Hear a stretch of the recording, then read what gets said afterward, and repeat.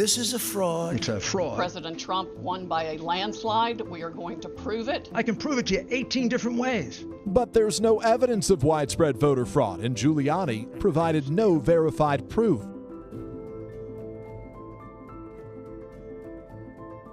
For viewers who've missed the shenanigans lately, Elizabeth and I are going to role play. I will play a neutral observer, and Elizabeth will play Rudy Giuliani. Rudy, I'd like you to tell me what shape this is. It's a circle. Everybody says that this is a square. They're wrong. They're lying. If you take away the edges, it's a circle. So just erase them, Katie. Erase them off your whiteboard. But the edges are part of the shape. You can't just erase them. They're a fact. Look, the edges are a fraud. You can't count them. The edges are not legitimate. Just erase them. Okay, everybody, in case you missed the metaphors here, the square represents the very clear outcome, the fact that Joe Biden won this election. And also, what's happening is bananas. Trump won the election. He'll win the recount. He'll win in court. Moving forward here at the White House, under the assumption that there will be a second Trump term. We keep hearing the drumbeat of where is the evidence? Right here, Sean. I have 3 binders. These are court filings and affidavits. We have 100 more of these. I can't show them to you. And we think we will win because we have so much evidence, so much proof. There is no evidence that any voting system deleted or lost votes. Look, the Trump campaign has lost 32 of 34 lawsuits that they filed since the election.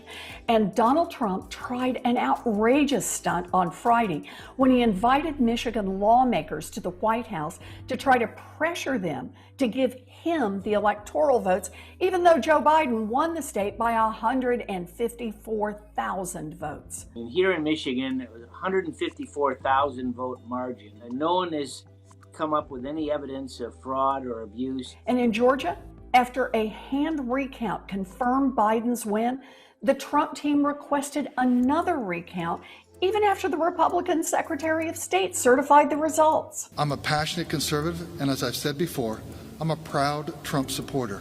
As Secretary of State, I believe that the numbers that we have presented today are correct. Meanwhile, my colleagues in the Senate are refusing to call the square a square.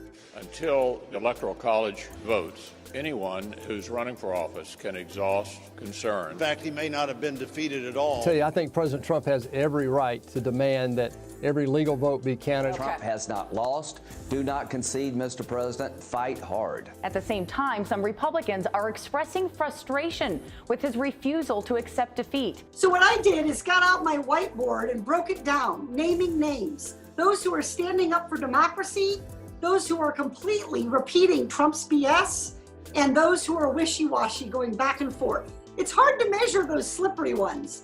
One Republican even said, what's the downside of humoring Trump for a little bit?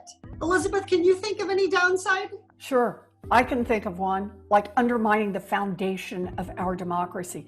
Republicans are actively trying to erase votes. They're targeting their hoax lawsuits on districts that are heavily Democratic and populated by people of color. And they're trying to erase their votes and their voices. And it's only done in black communities. Where was it done? In Detroit, in Wayne County. It's being done in black cities across the country. We're not going to let them steal the election right before our eyes. That's really what folk want to do. Look, I come from a witnessing tradition that says when you see something that is wrong, you're called on to speak out. We've got 250,000 Americans dead from a pandemic. Cases are rising. We are in a crisis. His anti-democratic actions are a stain, not just on the United States, but on democracy movements around the world. And any Republican leader who doesn't speak out is also a stain. And we should never forget what side they chose in this moment of crisis for our nation.